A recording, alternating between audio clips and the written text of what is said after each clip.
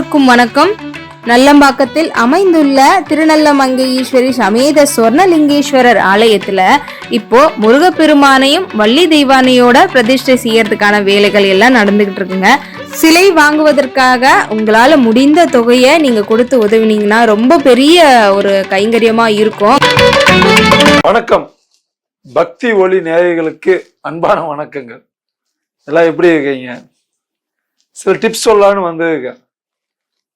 First ஒரு வீட்டில் நல்ல ஒரு மணி வாங்கி வைக்கணும். சவுண்ட் எப்பவுமே கேட்கணும். Done done done done done done அடிச்சா அவங்க வாழ்க்கையில இருக்க பிரச்சனை நெகட்டிவிட்டிஸ் போகும்.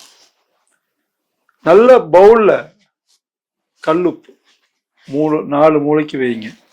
தொழில் செய்ய இடம் இருந்தால் 4 மூளை, வீடா இருந்தாலும் ஃபர்ஸ்ட் நெகட்டிவ் பயங்கரமா இருக்குது, நெகட்டிவா வருது, தப்பா கனவு வருது அப்படின்னா நீங்க 4 மூலையிலையும் கல்லுப்பு, நல்ல கல்லுப்பு கடையில வாங்கி, அது வெள்ளிக்கிழமை நாள் வாங்கி மூளையில பவுல்ல வச்சுட்டு அமாவாசை முடியும் போது அடுத்த நாள் மீண்டும் புதுசா வைக்கணும். அப்படி வச்சால் உங்களோட பிளஸ் எல்லாம் அப்படியே நின்றுக்கும், மைனஸ் எல்லாம் போயிடும். தப்பான நெகட்டிவிட்டி எப்படி வரும்னா, உங்களையே அறியாம வீட்டை தீ பிடிக்க மாதிரி கனவு வரும், இல்லை தன்னைத்தானே ஏதாவது மேல இருந்து குதிக்க மாதிரி நினப்பு வரும். இல்லை இது ஒரு தப்பான நெகட்டிவ், எதுவுமே நடக்காதுன்னு வீட்டுக்குள்ள இருக்குதுன்னா உள்ளுக்குள்ள கன்ஃபார்மா ஒரு தப்பான ஒரு ஆள் இருக்காங்க, இல்லை தப்பான ஒரு ஆத்மா அங்க நிக்குது, இல்லை தப்பான எண்ணங்கள் சூழ்ந்து இருக்குது அப்படின்னு நம்ம சொல்லலாம். அடுத்தது, குழந்தையே இல்லாதவங்களுக்கு ஒரு கிருஷ்ணரோட போட்டோவோ இல்லை கிருஷ்ணரோட பொம்மையோ வீட்டில் வைக்கணும். கிருஷ்ணரை தொடர்ந்து கும்பிடணும். அதுக்கு வழிபடுதல் டெய்லி ஈவினிங் ஆனாவோ இல்லை அதிகாலையில வழிபடுதல் வேணும்.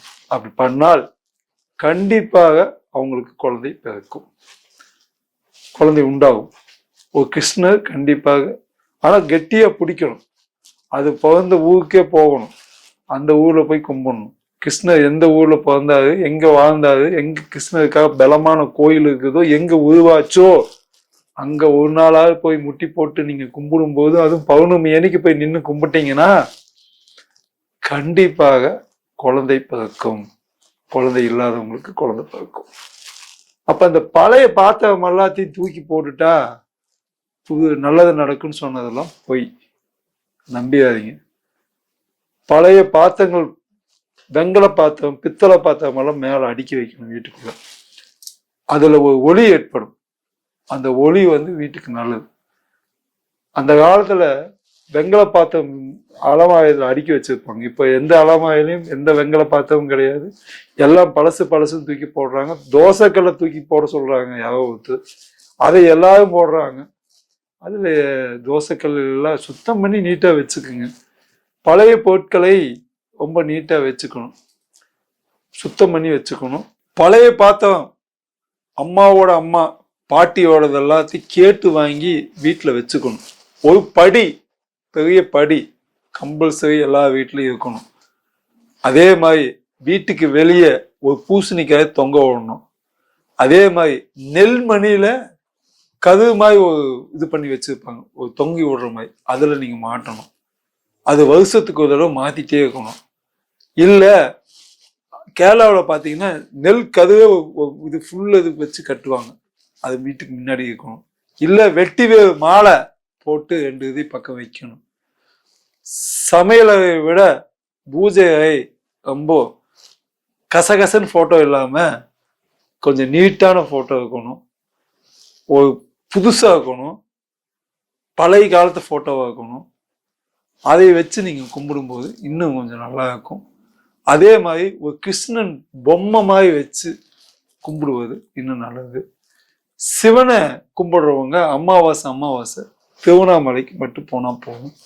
வீட்டுக்குள்ள கும்பிடுறவங்க கிருஷ்ணர் வச்சு கும்பிடலாம், சிவனோட போட்டோ மட்டும் யூஸ் பண்ணலாம். ஆனா சிலையை பொறுத்த வரைக்கும் கிருஷ்ணனோட சிலை தான் பெஸ்ட். கிருஷ்ணனோட பாதம், கிருஷ்ண ஜெயந்தி, கிருஷ்ண சம்பந்தப்பட்ட நாள் எல்லாம் விரதம் வந்து கிருஷ்ண கோயிலுக்கு பக்கத்தால ஏதாவது கோயில் இருந்தால் போகலாம். வருடம் ஒரு முறையாவது கிருஷ்ணரோட கோயிலுக்கு எங்கேயாவது லாங்கா போகணும். ஒரு மலை மேல ஒரு பிரசித்தி பெற்ற ஒரு பேர் சொல்ற மாதிரி இடத்துக்கு போய் நின்று கும்பிடும்போது எப்பேற்பட்ட தோஷத்தையும் உடைக்கக்கூடிய ஒரு சூழல் ஏற்படும்.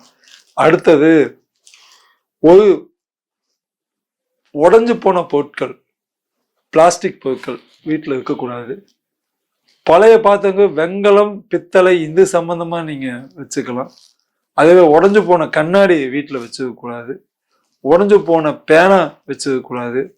கிழிஞ்சு போன சட்டையெல்லாம் ஒரு இடத்துல மூலையில் பத்திரமா வச்சுக்கணும். அது அடிக்கடி தோஷம் எப்பெல்லாம் உங்களுக்கு சுயபுத்தி வருதோ அப்பெல்லாம் பழசு போடலாம், பழைய செப்பல் போடலாம், பழைய விஷயங்கள் போடலாம். எதுவுமே இல்லாம சுத்தமா தொடச்சிங்கன்னா, அதாவது பழசே எதுவுமே இல்லை அப்படின்னா கண்டிப்பாக உங்களுக்கு சிக்கல்கள் கண்டிப்பா வரும். சுத்தமா பல நீங்க வச்சிருக்கீங்க அப்படின்னா கண்டிப்பாக உங்களை ஒண்ணுமில்லாம ஆக்கி பழச வைக்கிற அளவுக்கு நீங்க பயன்படுத்துற அளவுக்கு நீ கொடுத்தாதான் இதெல்லாம் பண்ணுவேன்னு சொல்லிட்டு கொடுக்க கெடுத்துடும். அதனால ரொம்ப ரொம்ப ஜாக்கிரதை. ஜாதகம் பார்த்து இது எதெல்லாம் வைக்கலாம் வைக்க கூடாதுன்னு நீங்க அது ரொம்ப முக்கியம். சுய புத்தியில எல்லாமே பல புதுசா சொன்னாங்களே இவங்கெல்லாம், அது மாத்துங்க இது மாத்துங்க, அது எப்ப மாத்தணும் எப்படி மாத்தணும் இது ரொம்ப முக்கியம். வெத்தலை கொடி செடியை வீட்டுல வைக்கணும். வெளியில வெத்தலை கொடி டெய்லி ஒரு வெத்தலையை எடுத்து சாமி கிட்ட வச்சு அந்த வெத்தலையை நீங்க டெய்லி காலையில வெகு வயிற்றுல சாப்பிடும்போது எப்பேற்பட்ட நோயா இருந்தாலும் போயிடும். அந்த காலத்துல நோய்க்கும் நாம கூடிய வீட்டில் செய்யறதுக்கும் பெரிய பந்தம் இருக்குது. நோயை போக்கிறதுக்காக தான் இது எல்லாமே துளசி சாப்பிட சொன்னா, வெத்தலை சாப்பிட வச்சாங்க. இது எல்லாத்தையுமே தூக்கி போட வச்சாங்க. அது மிகப்பெரிய தவறு. அதே மாதிரி செவ்வாழைப்பழம் வீட்டில் வச்சு கும்பிடுவது நல்லது. அந்த பழத்தை ஒரு நாளுக்குள்ள சாப்பிட்டு முடிக்கணும். ஆணா இருந்தாலும் பெண்ணா இருந்தாலும். மறுபடியும் இன்னொரு இதுல சந்திப்போம். நன்றி, வணக்கம்.